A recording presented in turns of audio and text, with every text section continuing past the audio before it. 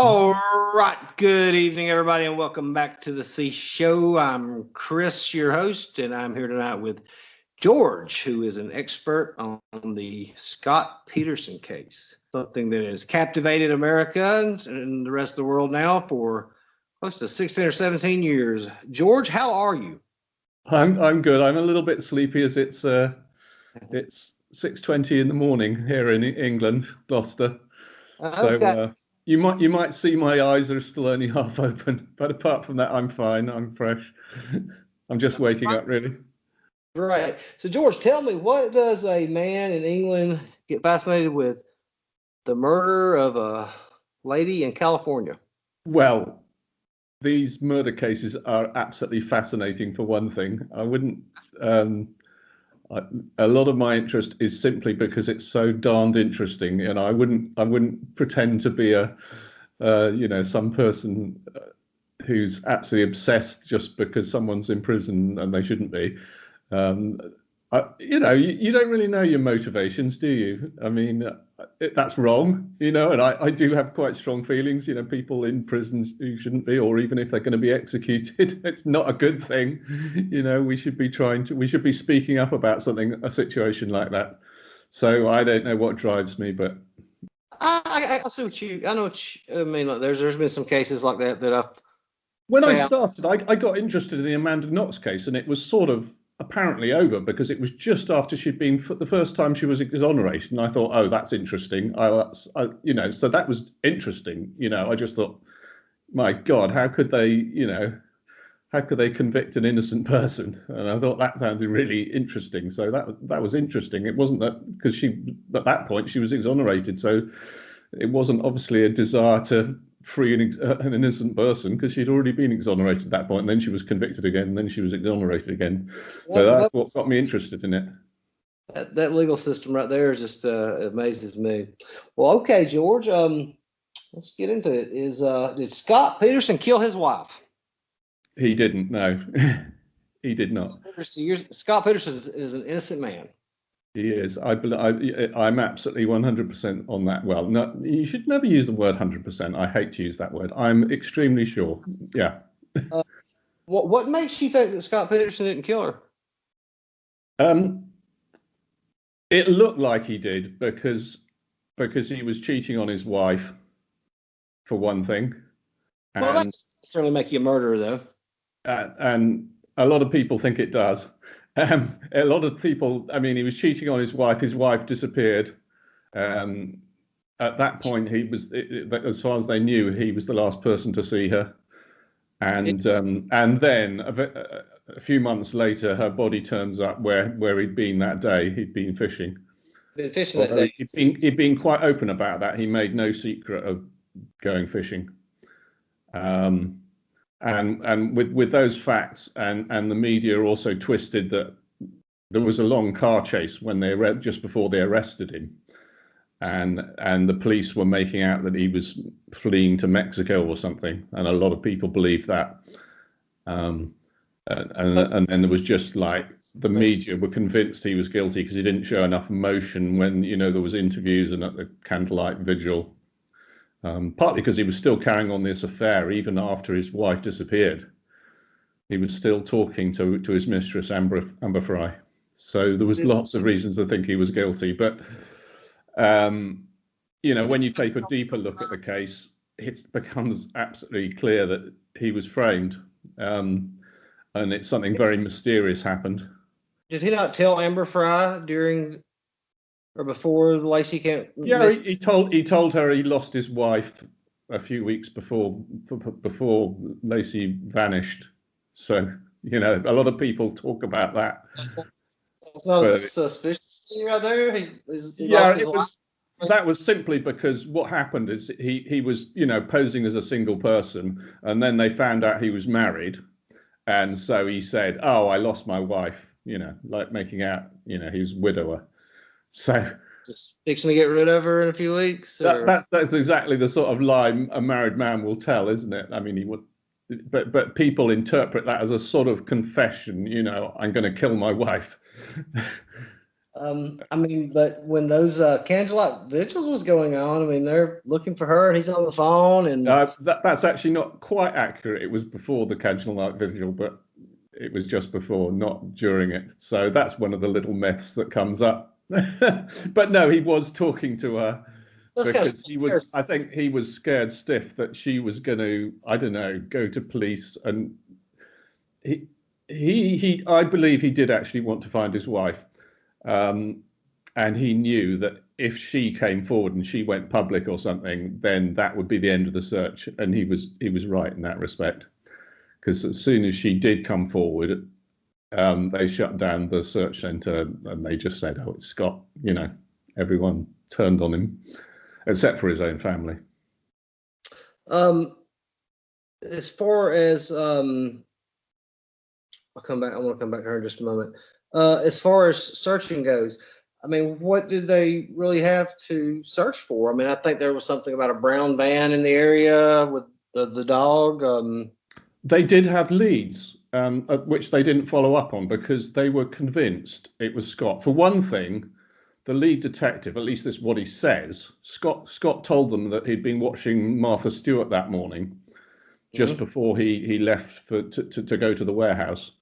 And he mentioned that there was a segment about meringue on the show on that day, and the detective decided he was lying, and he just didn't check the video properly. He didn't check the recording, and so he decided he was lying. He got a search warrant. It was Scott, as far as he was concerned. You know, he was lying to him. I mean, probably Scott was a bit evasive because of the affair about Amber Fry. So that's probably a reason they thought he was lying, because he was lying about, you know, because they did ask him. Try to test him on anything. You know, they asked him, "Is there another woman?" Or said they said, "Do you have any marriage problems?" And he said no. So he was concealing immediately from police the fact that he was having this affair, and that made him look hopelessly guilty. I mean, there you be with no wife, no kid to hold him down, free man, insurance policies, a bachelor, got a girlfriend. Yeah, insurance policy. Although, in fact, when you look at the details of his financial situation, he would have been much better off with Laci living a bit longer, because she was coming into some big inheritances, and she was worth much more alive than dead, in fact. And he could be hurt too bad because he hired Garagos, and that was a pretty But no, I mean, they had plenty of motive. You know, they had all the motive they wanted. You know, it looked like it had to be him. He didn't really have the financial motive, but you can argue, oh, yeah, he just wanted it now. He just wanted out of the marriage. He wanted to run off. Although Amber Frey wasn't, he was never serious about Amber Frey because he was lying to her from the start, you know. And she also had a child, so but that's not their case. Their case is he wanted to be free and single to go off and, you know, have affairs with whatever women he wanted, I suppose. That was their motive. And you don't find it a coincidence that the body washed up where he said he was fishing at? Yeah, that's right. That's right. And that's what sort of clinched it at that point, you know, that everyone thought, right, that's it. That's what it's. He's taken the body to the bay. He's dumped the body in the bay. Yeah, it all sort of adds up at that point, doesn't it? I mean, but is that just a coincidence? I mean, sorry, is that just a coincidence that the body? No, it's no coincidence. No, it's no coincidence. It's undoubtedly true that the people who abducted Laci and killed her, presumably killed her, we don't even know how she died, put the body there so Scott would be arrested, put on trial, probably convicted. You're telling me that these people who abducted and murdered Laci, they followed Scott or trailed Scott or knew what Scott was doing? They didn't need to follow him. It was all on TV. Okay. What I'm talking about is they dumped the body where they knew he would be fishing to frame him. That's what you're telling me? Absolutely, yeah. So they abducted her that day, went to where he was fishing, and dumped the body there. No. They abducted her. They would have held her for quite a long time, probably over a week, I believe it was 12 days. They would then have known that the police were searching in the bay, and they didn't take her they didn't finally plant her body where it was found until just hours before it was found. Now, why? For one quick question, why do you think 12 days? She was never in the bay. The reason I think 12 days is because someone called I Killed Laci Peterson posted that it was 12 days. Okay, it was a confession. Yeah, It was a confession. And that's not the only confession. There were 3 confessions from the same person. So, I mean, that's a pretty risky move there, ain't it? Taking a dead body and driving it out to the bay and dumping it. And sure, he was a risk taker. Have you ever heard of? I mean, there are psychopath risk takers. You know, killing people is risky, isn't it? Yeah, it is. I mean, this man, Edward Wayne Edwards, he was convicted of only 5 murders, right, including his own adopted son for life insurance money. He was a pretty calculating person. So what's his motive for killing her? We don't know. But why do women get raped? Why do women get abducted? Why do women get killed sometimes by people like Ted Bundy? You're talking about someone who's got no compunction about killing for whatever reason. So, so with this theory, what you're telling me is he would have had to basically just pick them out and know their daily routines to pull this off, right? She was being stalked. Yeah. Okay. But the other thing you ought to know about the case is that when right around the time she was abducted, there was a burglary going on at the house opposite. Yes, I think I do remember calling it now. And this is also no coincidence. You're asking, are there coincidences? I believe Edwards knew all about this burglary, and the burglars were undoubtedly involved in the abduction, because we know that because eventually one of them was caught in prison talking to his brother, and they discussed how one of the burglars had seen Laci alive. Okay, so now you're telling me that the man who I'm sorry, I forgot his name. You're telling me now that him and the burglars have all conspired to kidnap Edwards plotted the whole thing out. and Edwards was like he was a hitman for a long. He killed probably hundreds of people during his career. Yeah. Including John Burnett Ramsey, as we already discussed. We'll say that. Won't worry about him. And Teresa, he also arranged this murder of Teresa Halbach and the framing of Stephen Avery.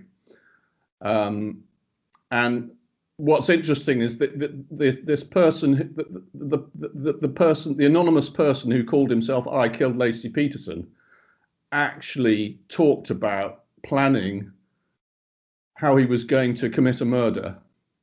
And right the day before Teresa Halbach vanished, he gave a big cryptic hint. And then he talked about how it was a little while after, in the same stream of messages, how it was a man with a woman and a man called Earl, and Stephen Avery's brother was Earl. And not only this, I mean, there's a witness that Edwards would go and confess to continuously, and she knows he told her all about these murders, including Laci Peterson and Teresa Halbach, and many other murders, like dozens of murders. But we have people. I mean, James Fowles said he was the shooter behind the grassy knoll.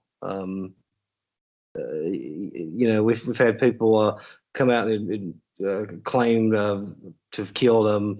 I forgot how many people now have claimed to have been the assassin of President Kennedy. I mean, people make outlandish statements all the time. I mean, Scott Peterson's already in jail.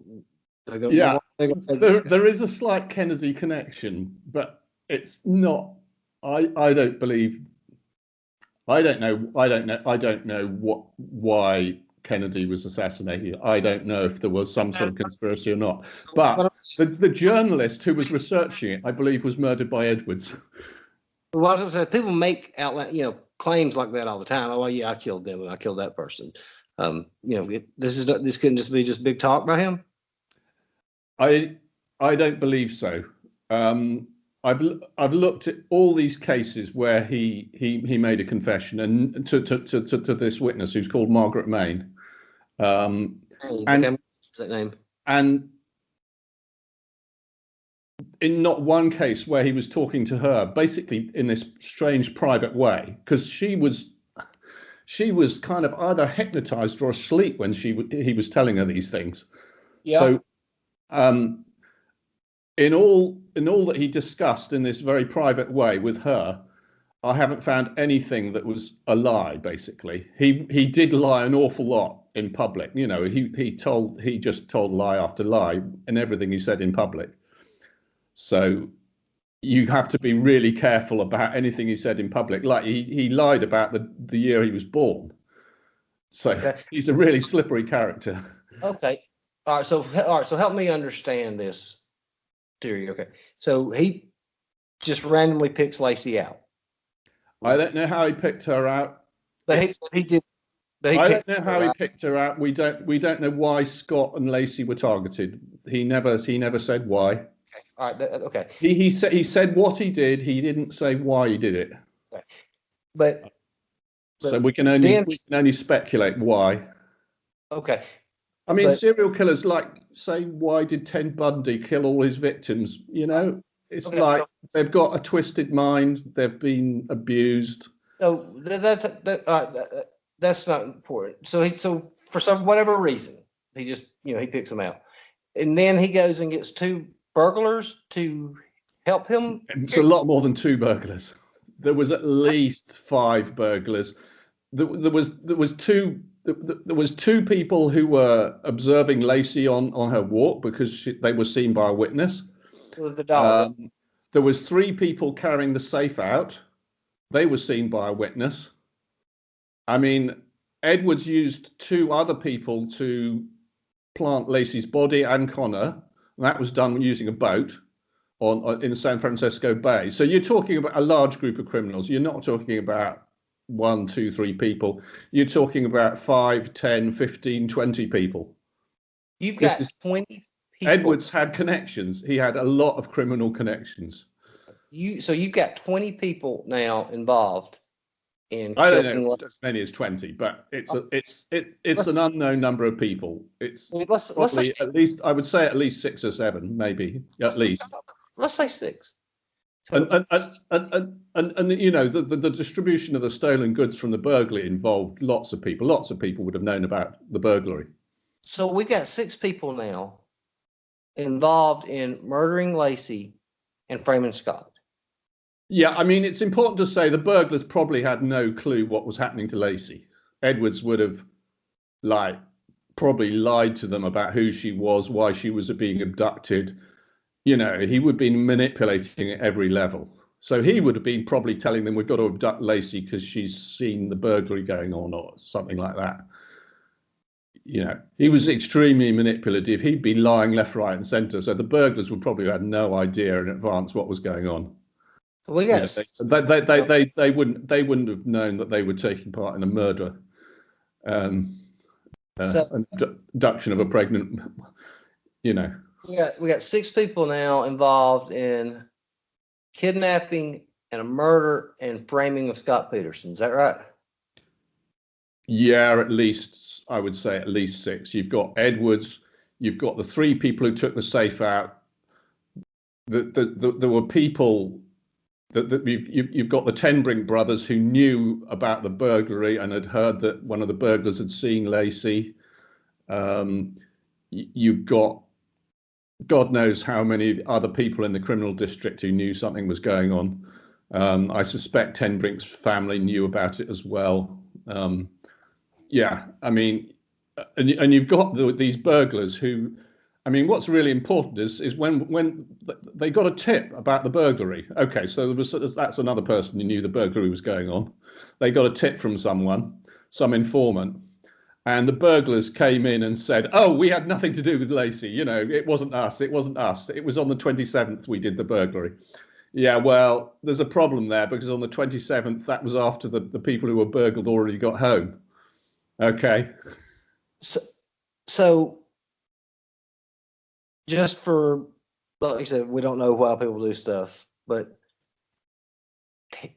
he plans this out in the framing. He would have been planning it for months, if not years. He was planning to kill Laci Peterson for years. Possibly, could be. I mean, when he framed it, when he murdered his own adopted son, that was planned for years.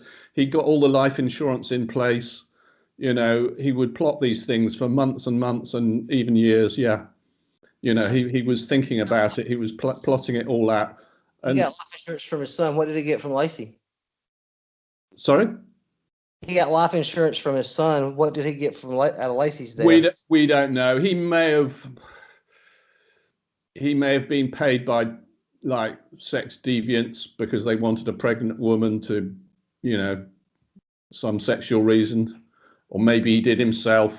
There's so many things we don't know about his motivations. So he actually told Margaret, "Why ask why?" He never explained why. He just said, "Here's what I did. Here's how I did it." Why? He said, "Why ask why?" So he never confessed to why. So he might have been doing it because someone had ordered it to be done. You know, they wanted to create a media storm for some reason, or to put pressure on the police, or we don't know why. We just do not know the why. He may have been paid by somebody to create a media storm to put pressure on the police. Or just create a media storm to distract the public, or just to create fear in the public as a sort of manipulation. I mean, I've researched Edwards, and there are very interesting connections. He worked for the FBI. He was an FBI informant. So this is one thing to understand. He was law enforcement. Okay. Okay. He also worked for the Gambino crime family. Back in 1971, when this witness saw him, there was a whole gang of them that she met, including John Gotti. So these are big-time criminals. You know, this is serious organized crime. I don't know if the Gambinos were involved in Laci Peterson's abduction and murder. I don't know that. It could have been. We don't know that, and they weren't. It's quite possible it was more the local California mafia. And why would the local California mafia want her? We don't know. And I'm not even saying it was the local California mafia. It may have just been Edwards on his own. He not all his, you know, he did hits for the mafia. He did hits for the government as an FBI informant. Mm-hmm. He was deeply involved with these criminals, and the Gambinos. It's clear there was cooperation between in the time of Hoover. There was cooperation between the Gambinos crime families and the government at the highest level. People like Nixon. Well, I mean, they was even had ties. I mean, even Hoover to the Klan, and I mean, the FBI had ties to everybody. You know, you can tell John Gotti was a protected person because he served something like under 2 years for murder. You know, he did a murder, and he got the plea deal of the century. He got off several other times. But okay, so let's get back to them. I guess the hard thing I'm trying to put together here is Laci. I mean, right now we've got the Gambino crime family, the Mafia crime family, and they're going after Laci to kill her to frame Scott. We don't know why Scott was framed. I mean, it could be some sort of business connection. He had a fertilizer business. Maybe he was treading on a few people's toes. They didn't want, you know, a new foreign company coming into the fertilizer business. That'd be another motive. You know, it could be some crime family figure. You know, fertilizer is an ingredient. You know, it's got the same kind of ingredients used for making drugs. So that's another possibility, but we don't know. For a crime family, that's pennies on the dollar, though. Well, if it was interfering in their drugs business, drugs is big money. I mean, the Gambinos were certainly flying drugs in from South America. They were making amphetamine, or I don't, sort of not amphetamine. They were making crystal meth. They were probably making amphetamine as well, I suppose. That's you're talking about, but yeah, you're right. But we're bringing this, but some fertilizer guy in Modesto, California. I mean, that's not worried with him. Sorry, it's not part of his appeal. That's true. They're not. Then the family are not arguing his appeal on the basis of Edward Wayne Edwards and his confessions he made. They're arguing it on a much more basic level that she was seen walking the dog. There's evidence that she was alive after Scott Peterson left home that morning. That's one of their main points. Because tell me about that, because about the brown van. Well, I don't think it was brown. I think it was a light cream tan color, sort of. Yeah, there was this van seen outside the Medinas on the morning. Laci vanished right around the time they would have been doing the burglary, and they were probably removing the safe at that point. Now, why did during the trial Garagos promise, and you can correct me if my memory's failing me, that he was going to point to the killers? He brings up the van in his opening statements, hammers away at the van, never mentions it again during the trial. Not a word. Yeah, Garagos totally fucked up the case. Oh, maybe I shouldn't use that word. Sorry. That's all right. You can edit that out. He messed it up. What happened is that everyone assumed, because the dog was found in the backyard with its leash on, everyone assumed that Laci had been abducted. That if it wasn't Scott, they assumed that Laci had been abducted walking the dog. And are you still there? Yeah. It's all right. Yeah, they assumed that Laci had been abducted walking the dog, and a neighbour had found the dog out on the front lawn and put it back in the backyard. Okay, so you put all that together. Laci was abducted walking the dog was what everyone sort of thought to begin with, and the neighbour put the dog back in the backyard, and we know when that happened. And they assumed Laci had already been abducted at that point. Okay, a pretty reasonable assumption of way of thinking. It looked that way, from Scott's perspective. Laci must have started out on her walk and she got abducted and the dog ran free and then the neighbor found it and put it back in the yard. But it turned out eventually that when you look at the timings in the timeline in much more detail, that's not what happened. Okay, but that's what Garagos was arguing at the trial. And that's probably one of the reasons why Scott was convicted, because that theory didn't work. Okay, it didn't fit the timeline because there was too little time for it all to happen in that time. And there was a reason Garagos didn't call the most important witnesses, because they were seeing Laci half an hour later. Okay, they were seeing Laci walking the dog at 9:45. No, sorry, not 9:45, 11:15. Okay, Scott left the house around. Hold on, have I got my timeline right? Hold on. Do you mind if I just get my timeline so I can stop talking? Go right ahead. No, you take it. Otherwise, I'm going to say things that are just wrong, and I need to have. Sometimes I need to remind myself. My memory is not always. Let me get the timeline up in front of me so I can be. Okay, let me just get it up. Scott left home around 10 o'clock. The woman put the dog back. This is Karen Service. She put the dog back pretty close to 10:18 a.m. That's a pretty accurate estimate. It might be a couple of minutes out, but not more. She went shopping afterwards and she had receipts and everything, and she worked out pretty carefully the timing of when she put the dog back. And it turns out that the dog just got out because the gate was open. Okay, it wasn't because Laci had already been abducted. So what happened is the dog got out because the gate happened to be open. She was probably just about to take him for a walk, and she went back in the house for a pee or something. And so the dog was in the backyard. It got out. The neighbour put it back. Okay. And then one of the most definite sightings was at 10:45 a.m. So that's 10:45. So we're talking about 25 minutes after the dog was put back.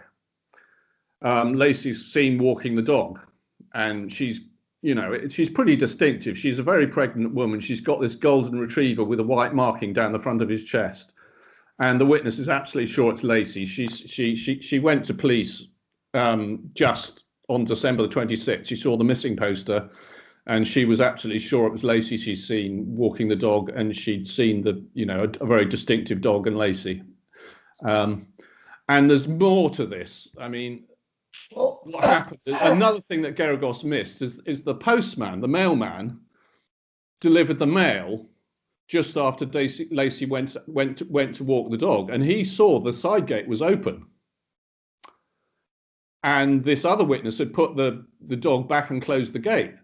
So the only person who could have opened that gate and left it in that state is Laci when she took the dog for a walk. She didn't close the gate. Okay. And the dog was always barking at the mailman. So and he didn't bark that day. You know how dogs bark when the postman comes around. You know, all the dogs go off down the street, don't they? You know, one dog barks, then the other dog barks. They're all barking because that's what they do. If you've ever delivered mail, and I have, but dogs don't bark when strangers are abducting a woman out of her house. Well, Edward's had a way with dogs, for one thing, but the dog was probably in another room. That's another thing. Laci wasn't abducted on her walk at all. She was abducted after she got home from the walk. And that's another thing that I Killed Laci Peterson told us. Right, that's what I said. I said, so when she's abducted from her home, the dogs aren't going to bark. Well, the dog was probably in another room. It may not have even known what was going on. It might have heard a thump. Yeah, sure, the dog might have barked. Who would, a dog barking inside a house, probably no one would hardly even hear it. I mean, she's not going to scream. No neighbors are going to hear her yelling, "Help! Help! Help!" She wouldn't. She would have been taken to the floor, either knocked out or drugged in a matter of a couple of seconds. But nobody heard anything. Correct? Nobody. No witnesses. Sorry?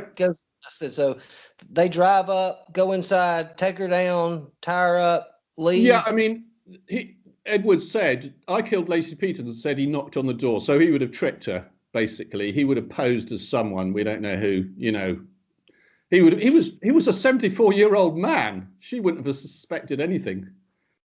But he had to have, I thought he had 5 people help him. I don't actually know who abducted her. When he describes it, he uses the word "the," and it could be him or it could be someone in his gang. I think it was him. I think he did it himself. He was still as strong as an ox. He could have done it easily. A 74-year-old man. He was not frail. He was strong as an ox. He was like a monster. He would have eaten you for breakfast, let alone a sort of 5 foot tall pregnant woman. I knew a man once who was in he was probably 83 or 84, and he, I was in my 20s, and he grabbed hold of me, and he was pretty strong. So he abducts her, and the neighbors see. I mean, nobody sees a strange car, and Nobody saw her being put in a car, but they would have probably backed the car up, made sure no one was looking when they took her out the side door. She would have been bundled into the car. She would have probably almost certainly been drugged. Middle of the day. Sorry? Middle of the day. It was the middle of the day, right?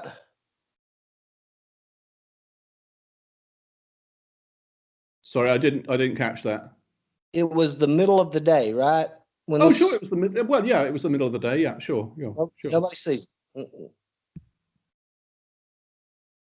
Sorry? Nobody witnessed this. No, they saw that somebody saw the van taking the safe out of the house opposite. That's all that was seen. I mean, if you're abducting a woman, they would have had lookouts. They would have had someone saying, right, there's no one coming down the street right now. They would have known all the neighbours were out. They would have checked all these details. You know, none of the neighbours were in at that point. You know, the house opposite, the Medinas had gone off on holiday. They weren't there. That house was being burgled. So there was no reason anyone would have seen her being put in the car or heard her being abducted. I mean, that would have just been the work of a couple of seconds. Maybe the dog barked a bit. Yeah, sure. Although Edwards had a way with dogs, he would have just been friendly with the dog. And what he would have done is, the dog was probably in another room. You know, he would probably have come in and said, oh, you know, whatever he was posing as, we don't know what he was posing as, you know, but whatever he was posing as, he would have said, oh, you know, do you mind putting the dog in a different room? And Lacey would have probably said, oh yeah, that's fine. Or maybe Lacey would have done it anyway when she answered the door. Who knows? You know, because she knew the dog would bark at people, and you know. But what Edwards did, he was clever enough to put the dog back out in the backyard. So to put it back, to make it look just like Karen's, how it was arranged earlier. So nobody guessed what had happened after 10/18. Now, my memory may be failing me, and you may have to correct me on this, but wasn't this, didn't Scott Allis just decide to go fishing during a really cold night when it was raining? I don't think it was raining. I think there was a heavy dew that morning. It was really kind of cold? It was cold, yeah. It was a cold day in Modesto. It was the coldest day of the month. He decides to go fishing. And in fact, Scott had actually had plans to play golf, but it was actually too cold to play golf. Probably there was frost on the course, or the course wouldn't have been open. So the ocean, where it's going to be colder with the wind blowing. Sorry, at San Francisco Bay, it was much warmer. You know, because of the sea effect, the temperature there hardly ever changes. You know, there's very small changes throughout the whole year, because of that huge body of water. So it was about 10 degrees C in I'd have to check, but it was a whole load warmer on San Francisco Bay, where Scott went fishing. It wasn't a cold day there at all. Her hair was found in the boat. That hair, it wasn't. I don't believe her hair was ever in the boat. Yeah. What was in the boat was a pair of rusty pliers. I remember that hadn't been used for a long time, and in those rusty pliers there was a hair. It wasn't wrapped around. It was just in between the jaws of those pliers in the boat, and I believe that those rusty pliers had probably been there with that hair for months, you know, from the previous owner. I mean, we don't even know whose rusty pliers there were. That's never been established whose rusty pliers they were. I mean, maybe they were Scott's. We don't know. We don't know who the pliers were. But what happened is that later on, I don't know the exact date, but later on they opened that that hair was put in an evidence envelope. Okay, it's crime scene material. Okay, it was gathered. And that envelope was opened, and according to the testimony, when they opened the envelope, instead of one hair being in the envelope, there were now two hairs. Okay? So how do you go from one hair to two hair? Not aware of that. So what I believe happened is that they, and police do this sort of thing the whole time, I believe the police took some hairs from Lacey's hairbrush and substituted them. Do you see what I'm talking about? I believe that the police are capable of that. At least I don't believe that was Lacey's hair in the pliers when they found it. Police do this all the time. They think they've got their person. Okay, they've got a circumstantial case, and they'll fudge the evidence. That detective, Broschini, he also concealed the fact that Lacey had been at the warehouse. Okay. When he wrote his report, he decided to leave that out of his report. There was a witness who saw Laci at the warehouse a few days before. Okay, so he decided he didn't want anyone to know about that, so he left that out of his report. And he was there when the evidence envelope was opened, and the one hair turned into two hairs, and the hairs had been sort of mashed up. So I think he did that as well. There's no way those pliers had been used by Scott because they were totally rusted up. I know this right here. So what do you believe about that hair? If it couldn't have been Scott, I don't believe. You could argue, well, maybe one of Laci's hairs managed to get in there, but from where they found it, I don't really believe that to be likely. It's far more likely the police concocted that evidence. Even back when the case was going on and they brought that up about the hair, and I remember being in the pliers, I really didn't see that as any type of damning evidence or, I found another case in California just around that time. They did exactly the same thing. They took hairs and planted them to make their case stronger. Hair can fall off. Hair falls off anywhere. I mean, it could have. So I never thought that is really damning just because they found her hair in a boat. Her hair. He could have hugged her by, and her hair on his shirt, and her hair falls. The thing is, these police, especially Broccini, I believe, he was all in on convicting Scott. He was staking his career on it, and he's still telling untruths about the case. Recently, he claimed that they found another woman who matched Laci's, who could have been mistaken for Laci. There was this witness who saw Laci when she was out walking the dog. They claimed they found another woman, and they didn't. There was no other woman walking a dog at that time that looked like that could have possibly been mistaken for Laci. Okay. So there's, and he poisoned the well. He told the press that Scott had recently taken out life insurance. Well, that was a lie. I mean, it was when they bought the house 18 months earlier. They'd arranged life insurance, and in fact, Laci was the one who suggested that Scott get an equal amount of money. And that was all testified to by the person who suggested the life insurance policy. That Laci had a friend, and they said, well, let's get some financial planning. And he came in and suggested they take out life insurance on each other. Like almost all people do when they move in and they get married and move into a home. I've done it. I did exactly the same myself when I got married 30 years ago. Okay. I wasn't planning to murder my wife. Okay. So Laci comes up missing. And I think it was 2 or 3 days later, Scott has the porno channel hooked up. Now that tells me right there he knew his wife wasn't coming home. I don't know if it was 2 or 3 days later. I'd have to I'd have to check the timing on that. But yeah, it's true. I think there's some complication. I don't know the exact details on that, but I dismiss that. That has no. That's not proof of anything. Yeah, it's not. That's the thing. You try and research what percentage of men watch porn. No. I'm not saying that. I mean, but for him never to have it on, and then 2 days after his wife goes missing, and he hasn't turned on, that tells me she wasn't coming back. I don't think it was 2 days after. I think it was a bit later than that. But yeah, you can point to all these things that Scott apparently did, like. He stored some furniture in Connor's bedroom. People point to all these things he did, but none of it amounts to a hill of beans. When did he not at one time?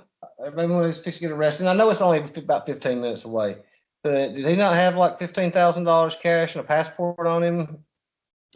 He had cash, and the reason for that was he'd just changed his car to a red Mercedes. And like, for one thing, would you really want a red Mercedes if you were going to try and flee to Mexico? Okay, but apart from that, no, there was a reason for that. It was his mother that had taken all that cash out, and it was to do with, you can read about that on the family site. It was to do with, she actually mistakenly took money out of Scott's account, thinking it was her own account. And then she took because she did that, she also took some other money out as cash and gave it to Scott to repay because she'd made this mistake. And that's mostly why Scott had all this money on him. It was all very well accounted for. The money wasn't suspicious. Okay. And nothing else he had on him was suspicious either. He was actually going to play golf with his family. He had his brother's driving license because they were going to get a discount at the golf course. His family testified to all this. Now, So I've got a good one for you. There was nothing suspicious about how he was arrested. In fact, he also believed it was the media following him, not police. That's why he was trying to evade them. And he was talking to his family about the media following him. So we know that's what he believed. So I've got a good one for you. And I've wondered this for years and asked numerous people why. Garagos has the world, or at least the U.S., is one of the most profound forensic experts in the world. Flies him from Connecticut, California. Has him prepped and ready to take the stand. Keeps him in a hotel room for 3 days. Why does he not call Dr. Henry Lee to the stand? That I do not know. I mean, obviously you prepped him. You went over everything. You flew him from Connecticut, and he's sitting in a hotel room for 3 days, and you don't call There him. were a load of witnesses Garagos didn't call to the stand. But this guy is the forensic. I mean, when he speaks, people listen, and you've obviously prepped him. You went over everything. You flew him from Connecticut to California. You've got him waiting in a hotel room, and you don't call him. Garagos has never explained that. He did explain why he got the timeline wrong, because he missed this report by the mailman. So that there's plenty of stuff in the habeas appeal about why he messed up the case. I won't use the wrong word again. But there's nothing in there about why he didn't call, another witness. Maybe he felt he'd got enough out of the state's medical examiner. Oh no! Come on now. This is Henry Lee. When Henry Lee speaks, I mean. Well, you got to remember that the prosecution will be cross-examining, and they may get something out of your witness that you don't want. So there's always two sides to calling a witness. Afraid that Henry Lee was going to say something. He got a lot of things out of the state's medical examiner. The state's medical examiner was saying that Laci's body was covered in seawater and had dried out repeatedly because she had mineralization in her pants. Okay. I mean, I'm not arguing that. I'm saying Henry Lee, though, this is a star. I mean, they're going to be starstruck by him on the stand. You've got Henry Lee. I mean, chomping at the bit, waiting to get on the stand. I mean, maybe it was a matter of money. Maybe if he testified, he was going to charge for that, and the family didn't have the money. But I can't say that's the case. I don't know why Garagos didn't put on more of a defense case. I do not know. And that's the one question I would love that if I could get in front of Garagos, I would want to know, why did you not call Henry Lee to the stand?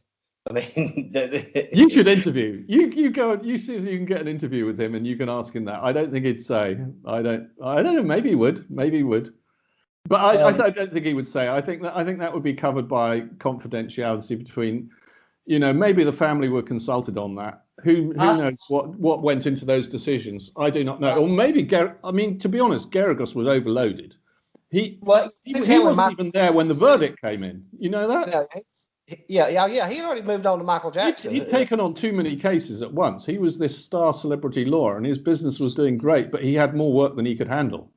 And I think Garagos' thing was he was good at getting hung juries. Instead of outright acquittals, and that's what it's hoping for. And I think he just went on that Jackson thing. But I'll say this right here: the first part of the trial, I thought Garagos did fantastic, and then he just totally flamed out and crashed. He did a lot of good work, pulling the state's case apart. They had this case that Scott had made concrete angers, and he destroyed that. And they're not even claiming they have proof of that now. Now, here's a question I've got that I've never been able to figure out. and I may have the number wrong total about how many there was, but here you are. You got a jury out for 2 weeks, deadlocked. They kick off 4 jurors that are voting to acquit, reset the jury, and come back 30 minutes later with 2 first-degree murder verdicts. Why did they kick off the jurors that were voting to acquit? Well, the jurors were ganging up on the ones who wanted who wouldn't vote guilty. You know, that the jury foreman. They called him the professor. The jury foreman had been taking all the notes, and he wanted to discuss, and he didn't believe Scott. He believed there was reasonable doubt. And he was the one they called the professor. They said he'd withdrew himself from the rest of the group, and he basically crossed his feet and planted his arms. I mean, they were asking him questions about the case, and that eventually, I think, was sort of his downfall, because, but what he said eventually is basically he felt too pressured to be on the jury. He said he didn't know what verdict, whether he should render the popular verdict or the verdict, that was justified by the evidence or what. And when he said that, the judge kicked him off the case. They trapped him basically, and I think that judge was very biased as well.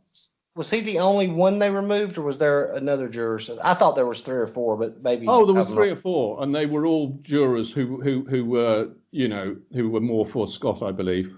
Those were all the jurors. The juror. I believe there was practically a conspiracy to rig the jury. I mean, maybe not a conspiracy, but what the other jurors were ganging up. They thought Scott was guilty, and they weren't even listening to reasons why he might not be.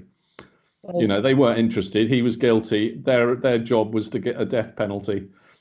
And so tell me, I'm sorry. I mean, in fact, one of the jurors gave untruthful answers on the jury questionnaire, and that's the reason the whole case is potentially going to be overturned in a month or 2. You was mentioning the appellate process. What are they? What grounds are they appealing Scott's convictions on? Well, there was a long habeas appeal, ineffective assessment of counsel, loads of issues, especially Geragos getting the timeline wrong, and Laci being seen walking the dog. And Geragos missed this statement by the postman that he saw the gate open and the dog not barking. That was a handwritten statement, and it just got missed. So Geragos never asked the obvious question, and so the jury never heard about that. But apart from that, the issue that's the California Supreme Court has sent it back to the trial court because this juror gave untruthful answers on the questionnaire. She said she hadn't been a victim of a crime. She hadn't been, I don't know exactly what the questions were and her answers, but it was all untrue. She'd taken out a restraining order against someone who'd been threatening her. She was involved in a love, one of these complex love affairs. You can read all about that. But that's what's currently being litigated, that she gave these false answers on the jury questionnaire. I mean, maybe in her own mind, she didn't think she was a victim of a crime. Maybe in her own mind, she didn't know that she'd been in a lawsuit, but she had. Them kicking the jurors. So she was a biased juror because of all that, because she was pregnant. Okay. Then the way they kick the jurors off, is that something that they can appeal to? Yeah, that's why it's been sent back to the trial court, and I think Scott's going to get a new trial based on this juror issue. Okay. I mean, it turns out she was actually a victim of 2 crimes. She was also a victim of domestic violence as well, and that only just came out recently, I think. I followed. I followed the case really close, and I've always had.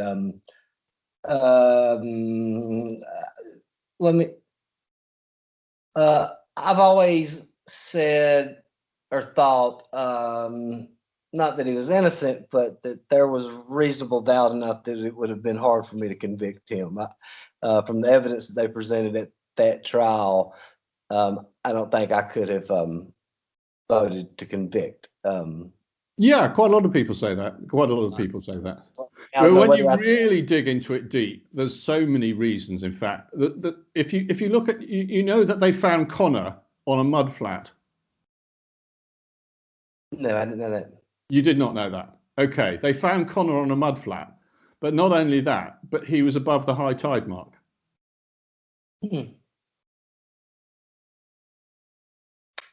So just think about that. How could he be found above the high tide mark? Tell me the name of this guy again, because I'm going to have to do some research on him. That's a very interesting guy right there. The man you said who was behind it. What was his name? Edward Wayne Edwards. I'm going to have you back on that with this John Bonet thing. Okay, George, here's what I want you to do. And I do this with every person that I've interviewed in these cases. Like I've had a guy interviewed about Oswald Kilden and J.D. Tippett, and he thinks Oswald was guilty.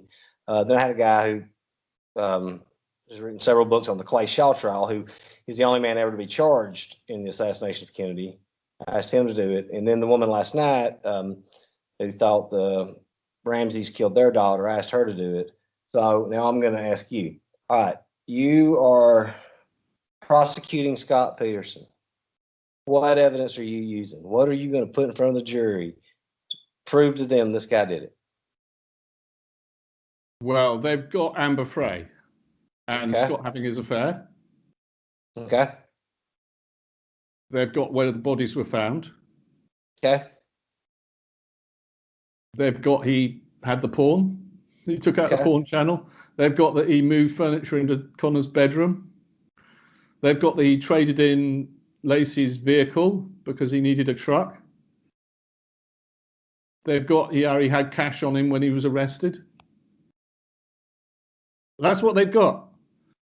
They also had one other thing that was a big deal about in the appeal, is that there was a dog that alerted, but they took several days later after Laci vanished. They knew Scott had been fishing at Berkeley Marina, so they took a trailing dog there, and they said they gave it an item from the.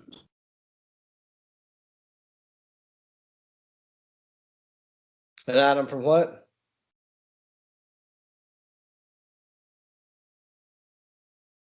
George? Scott had, well, they used some item that Laci would have touched, and they gave this to the dog, and they say, they walk the dog around and wait for it to alert, and the dog did alert at the end of the sort of ramp, boat ramp where Scott would have launched the boat where he went fishing. So that is the one other bit of evidence they had. But all the experts say it was totally unreliable for all kinds of reasons. We don't know what that dog smelt. It might have picked up Scott's scent, and it was days afterwards. It's not like Laci was even in contact with anything there. And compared to that, they actually tracked Laci's scent in a completely different direction where she was actually taken. And another thing is all the cadaver dogs they had, they could never find any trace of Laci in that boat or in Scott's truck. I do remember that now, that when they took the jurors out there and had them, trying to throw the woman out of the boat or whatever, and they could, without the boat tipping over. I do remember that now, that the cadaver dogs could never put the body in that. They searched that bay for day after day after day to try and find Laci's body there because they believed that's where it was. Right? They were searching and searching and searching for a couple of months, and even in fact, and they did more searches after they found the bodies on the shore, Connor above the high tide mark. Those bodies were planted there, and they'd searched the bay over and over again, and they never found a thing. There should have been. They say she was weighed down with concrete anchors. They should have found the concrete anchors, and her head was missing, and 4 of her limbs were missing. They never found any of that. They never found any trace of evidence that Laci was ever in San Francisco Bay. That's because she never was in the bay. She was held. She was held in this concrete cylinder on the Albany bulb. That's where she was. and then they just planted her to make people think she washed ashore. She never washed ashore. Information that I didn't that I've never heard before. I didn't realize that she had her limbs and head had been removed, or Connor was above the high tide mark. I didn't know that. There's another thing. Connor's ear was bent over. So how could his ear been bent over if he'd just been in Lacey and then broke free and then washed ashore? Why would his ear be bent over? And there was another thing. He had a wound across his shoulder that was old. So where did that wound happen? If he was in Lacey for months on the bottom of San Francisco Bay and he washed ashore, why did he have that old wound? And there was another thing. He was sort of wrapped in string, in twine. There was like a cradle that had been tied in a knot around him. So how could that be if he was inside Lacey and he broke free and washed ashore? So there's all these circumstances that do not add up. They don't fit the prosecution case, but everyone ignores, the jury just ignored it all. They weren't interested. They knew it was Scott because he had the fare and he didn't show much emotion, so he had to be guilty, And I hope for the sound wrong. I mean, and it could be the thing that, he did want out of the marriage and just so happened that it took place. I mean, he wasn't showing much emotion. I mean, I've seen people that fall out of love before that doesn't make them murderers. But this, you brought some stuff up to me here that, I thought that I followed the case very close and did a lot of the evidence, but you've brought some things here that I was not aware of. There's another thing about Scott and his emotion. There was a witness. Actually, that is one other thing the prosecution have I should tell you about. But there was a witness across the road. As soon as what happened on the day, Scott initially got home and he didn't realize anything was wrong. He went and had a shower, he ate a bit of pizza, and then Lacey wasn't there. So he assumed that she'd gone round to her mother-in-law, the Rochers, Sharon Rocher, because that was the plan anyway. And he called Sharon and said, is Lacey there? And Sharon says, no, she's not here. And then he started to panic. And then he decided, because he remembered the dog had been found in the backyard, that he should go and search the park. But before that, he went out to sort of talk to the neighbours to see if, Lacey was the neighbours or anything like that. So he runs across the road, and the neighbour said he was absolutely distraught. And the first police officers who said he was distraught, the same. So when they say Scott showed no emotion, the most important thing is how he reacted when Lacey was first missing. Okay. And he did react appropriately at that time, according to the witnesses. So they're talking about, what when Scott was, on trial, sitting there for days and days and days, he wasn't showing emotion or whatever. In fact, he did, apparently. The jurors couldn't even see him. So that wasn't true.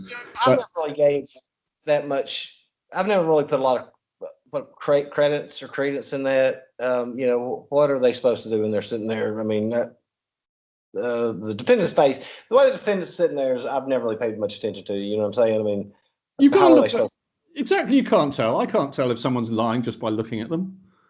I can't. Well, yeah, when they're sitting, I can't tell if they're guilty because they're crying or they're not crying all the time. I mean, nobody, or not many people, will just be in grief for a year and a half. People don't like that. Murder trial, you can't look at him and say, just the way he's sitting there, okay, this guy's guilty. Yeah, I've never put any credence in that. Some people do. Some people believe they can tell just by looking at a person. Yeah, they think they can tell. I've known some people like that. I think they like deceiving themselves. I can't tell. Not for sure. Sometimes someone can be lying and you can tell they're lying. Yeah. Yeah. If somebody's spinning a story, you can sometimes tell they're acting it, When somebody's just sitting in a chair, you can't tell if the person's guilty or innocent. Just by the way no, not normally. There's no way you can really tell. Because it's just, it's certainly not reliable. when you dig into this case, and it does take a lot of digging because there was a lot of false information that the press were putting out. I've got a list of all the sorts of false rumours and things that were said, all to make Scott look guilty, because that was the press's story. Scott was guilty, and let's hate on Scott. And a lot of people, it wasn't even a consideration. They didn't even consider the possibility he could be innocent. They weren't interested. He was guilty. We're not even going to look. We're not going to be listening. And it's not until years later that people suddenly realised, well, did they actually have any evidence? And they didn't. I knew that during the whole trial that when it was going on, there's a few things you told me that I wasn't aware of, like Connor, but when I was watching the whole trial back then, I was telling my friends, I said, they've got nothing on this guy. I said, they don't have anything. Okay, so you sort of realized they didn't really have anything on him, but you didn't know if he was innocent or guilty. Well, the thing that for the longest time I said, not guilty, not guilty, not guilty. But then the thing, and I know that I brought it a while ago, it's really nothing big, but having the porno channel on was the thing that got me. It was like, he knew she wasn't coming home. And that was the thing that got me just thinking, well, maybe he did do it. But I've always been adamant that that I thought that I would not have convicted Scott Peterson based on the state's evidence that they put forward. I seen nothing. I mean, you had no eyewitness, you had no forensics, you had really no motive other than being with Amber Fry. You had nothing really to tie him to that case. Yeah, I mean, you put the most basic circumstances together, and I would say, yeah, it's kind of, before you find anything wrong, you'd say, well, yeah, it's like at least 95% he's guilty. If you just put together the basic things, him lying about his affair, the fact he was having an affair, the fact that she disappeared, the fact there didn't seem to be any reason why anyone would have abducted and murdered her. All these things, who else could have done it?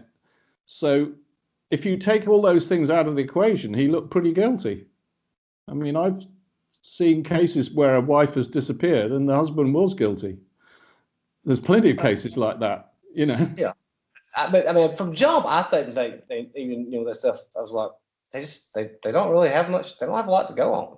I mean, I just, well, that's another thing. That jury was deliberating a long time until they kicked the jury foreman off. They were out, if I'm not mistaken. I think they were out.